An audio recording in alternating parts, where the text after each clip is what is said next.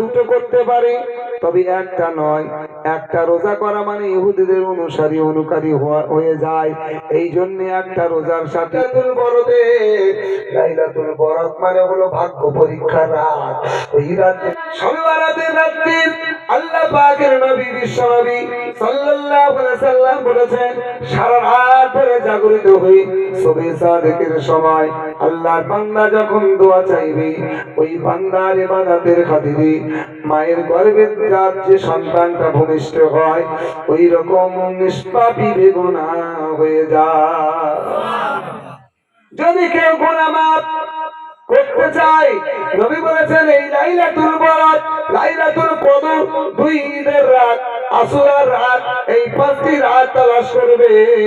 ওই পাঁচটি রাতে যদি বান্দা ইবাদত বندگی করার পরই আমার আল্লাহ পাকের কাছে ক্ষমা চায়, আমার আল্লাহ পাকের কাছে যদি দোয়া চাই, আল্লাহ পাক বান্দার গুনাহ ক্ষমা করে দেয়, আর বান্দার দোয়াটা বিদ্যুতের চাইতে আরো দ্রুত গতিতে কবুল করে নেয়। এই যে রাত আসছে, কাল বাদে পরশুদিন দিন গিয়ে ওই রাত, তাই কালকের রোজা, পরশুদিন রোজা, তারপরে দিন 15 শাবানের রোজা।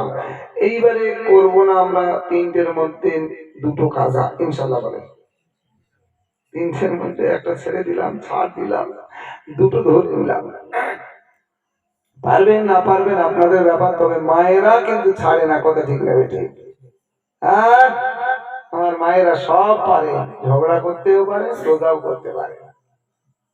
আপনাদের এলাকার মায়েরা এখানে পারে না কি?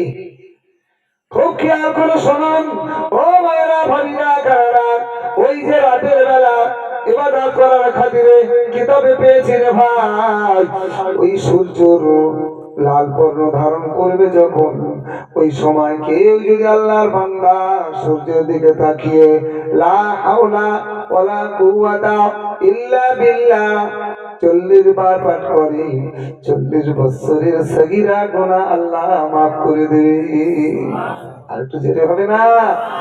কবছরে 40 বছরের গুনাহ মাফ হবে। আমাদের এখন 40 বছর অনেকের হয়নি, বলবে এখন দরকার নেই। ও মুসলমান বাবাজিরা, ভাইরা, যদি আপনি আমল করতে পারেন, আপনার মায়ের গুনাহ মাফ হবে, আপনার বাপের গুনাহ মাফ হবে, 14 গোষ্ঠীর গুনাহ আল্লাহ মাফ করে দিতে পারেন। যদি বলুন সুবহানাল্লাহ।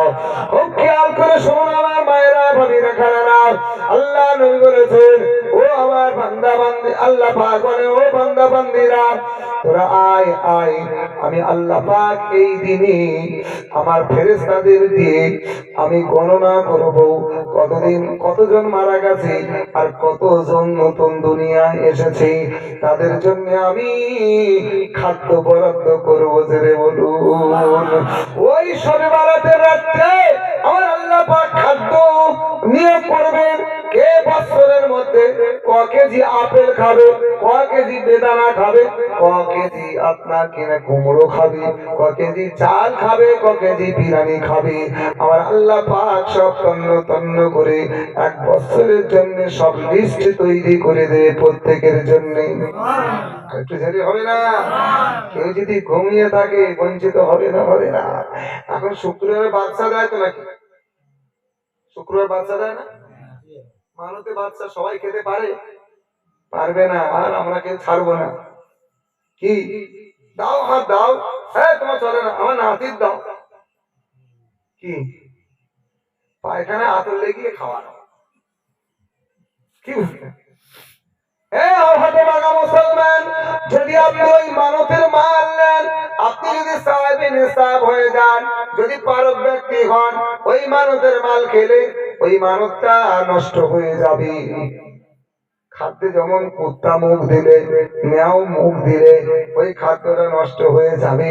ও মুসলমান ভাই রে, পারক ব্যক্তি যদি ওই মানতের মালে হাত দেয়, ওর মানতটা নষ্ট হয়ে যাবে, পুনরায় ফের বাচ্চা পাঠাতে হবে।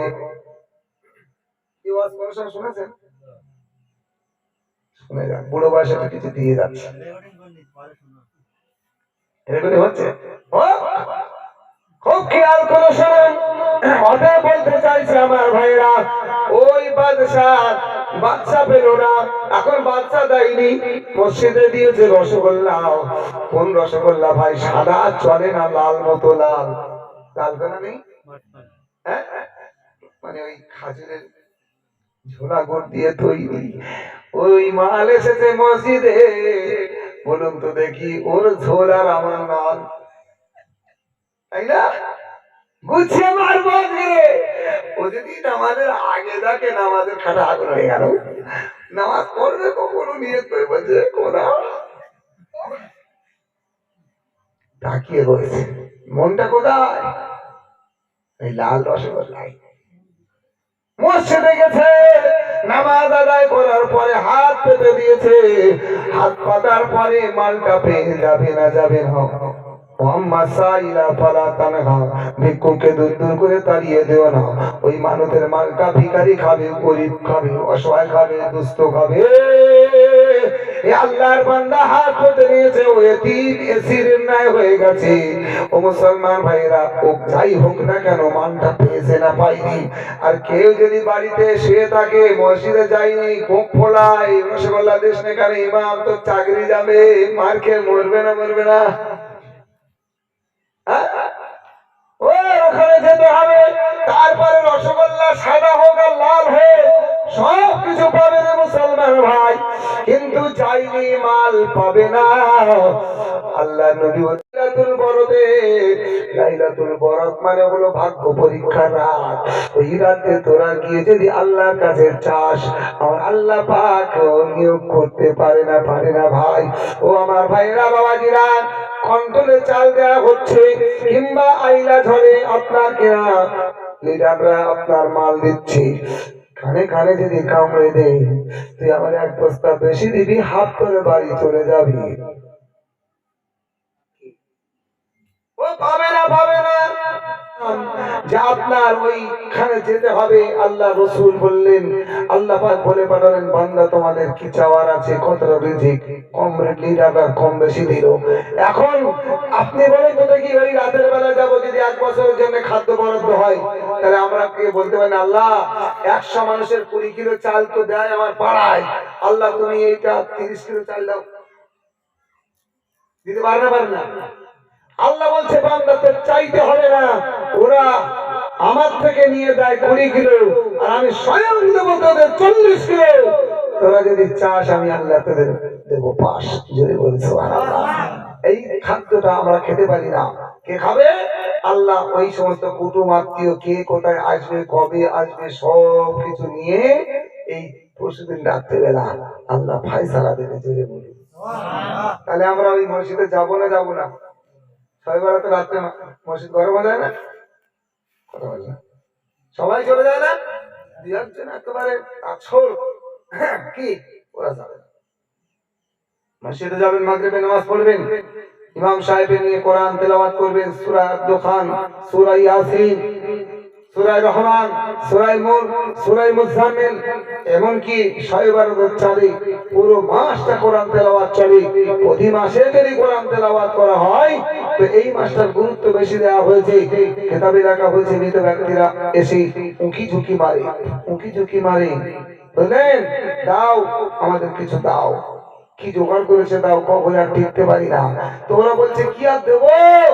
যুবক ছেলেরা বলছে ফ্রি ফায়ার খেলেছে, এটা নিয়ে যা। কি আর বয়স্ক লোকেরা তারা বলছে, ওই তোর আর ঘর তো গোলাম টেক্কা করেছি, এটাও তুই নিয়ে যা। তুই যে কি মাল আমার তৈরি করে গেছিস বাপ, তুই যা করেছিস তুই তাই না। আর একজন ওই বাপের বেটা, সে হলো আলেমুদ্দিন মাওলানা হাফেজে কোরআন, কোরআন তেলাওয়াতকারী। সে কি করেছে? কোরআন তেলাওয়াত করেছে। আল্লাহর বান্দা যখন চাইলো, বাপ আমি আর সহ্য করতে পারছি না, কি সঞ্চয় করেছি দে বাবা। এই আল্লাহর বান্দা বলবে, আল্লাহ আমার আব্বা জানের জন্য এই কোরআন শরীফটা, এই কোরআন শরীফের সবটুকু আল্লাহ নসিব করুন। আল্লাহ পাকের নবী বলেছেন, আওয়ালাদিন সালিহু ইয়াদউ লাহু, নেক সন্তান দোয়া চাইলে আল্লাহর দরবারে দোয়া কবুল হয়ে যায়। জোরে বলুন, মন করে বলুন সুবহানাল্লাহ। বেশ, আমার তৌফিক ইল্লা বিল্লাহ, আমি বিস্তারিত করতে পারলাম না। আর এই দিনে কাদের দোয়া কবুল হয় বললে ভাই মাথা খারাপ হয়ে যাবে, তাহলে ওখানে গিয়ে ভিড় লাগিয়ে লাভ হবে নাকি? সবাই যায়। আল্লাহ বলেছেন লা তাকনাতু মির রাহমাতিল্লাহ ইন্নাল্লাহা ইয়াগফিরুয যুনুবা জামিআ ইন্নাহু হুয়াল গফুরুর রহিম। বান্দা আমার রহমতের ছায়াতল থেকে ফিরে যাবি না, নিরাশ হবি না। আমি আল্লাহ গফুর রহমান রহিম। আমি আল্লাহ ইচ্ছা করলে তোদের জীবনের গুনাহ খাতা মাফ করে দিতে পারি।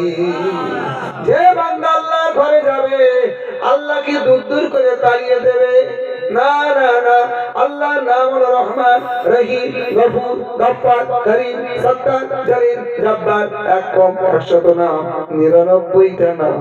সে বলুন না সুবহানাল্লাহ। বান্দা যখন আল্লাহর নাম ধরে ডাকে আল্লাহ রহমত বান্দার উপরে ঝরে ঝরে পড়ে। ঝরে বলা যাবে না সুবহানাল্লাহ। অতএব আমরা কেউ বঞ্চিত হব না, আশাবাদী হয়ে যাব। লাইলাতুল বরাতের রাতে আল্লাহ পাকের কাছে কাঁদব, আল্লাহ আমার তো আপনার মসজিদে আপনি এনেছেন, আপনার ঘরে এনেছেন, আমি এসেছি। আল্লাহ প্রত্যেক দিন যেমন আসতে পারি, আল্লাহ আপনি এই দোয়াটা প্রথমে কবুল করে নিন। বলবো বলবো প্রত্যেকদিন যাওয়ার জন্য বলবো। হ্যাঁ, আল্লাহ এই যে এসেছি বলছে বলেছিল একটা রাত আইলে তুমি কায়দা করে সব দিয়ে দেবে। আমি এই রাতটা এসেছি, তুমি যা দেওয়ার দাও, আর যেমন আসবে কি একেবারে বস্তা ভর্তি করে বাড়ি চলে যাবো, আল্লাহ জীবনে আসবো না। খবরদার না, নিয়ত করবেন প্রথমে গিয়ে বলবেন আল্লাহ আপনার ঘরে এসে শান্তি পেয়েছি। সবাই পাড়া প্রতিবেশী মানে বন্ধু দুশ্মন শত্রু সব এক জায়গা হয়ে গেছে, ওখানে কোনো কারো শত্রুতা থাকে ভাই? কথা বলে না কেন? এই আইএসএল দাঁড়িয়েছে, তৃণমূল দাঁড়াবে কি? দাঁড়াবে না? কথা বলে না করছে না। ও কি দেখবে যে আইএসএল দাঁড়াবে না? জানবে আমার মুসলমান ভাই, আমার গ্রামবাসী ভাই, ওখানে কোনো দ্বন্দ্ব নাই। যদি বলুন না সুবহানাল্লাহ। এই জন্য নিয়ত করবেন যে আল্লাহ প্রতিনিয়ত আপনার ঘরে এসে হাইয়া আলাস সালাহ হাইয়া আলাল ফালাহ আস-সালাতু খায়রুম মিনান নাওম যখনই শুনবো আল্লাহ তোমার ঘরে যেমন আমরা সাজিয়ে দিতে পারি, আল্লাহ যেন কবুল করেন। আল্লাহুম্মা আমিন। আসি বিশ্ব নবীর প্রতি সালাত ও সালাম ইয়া নবী।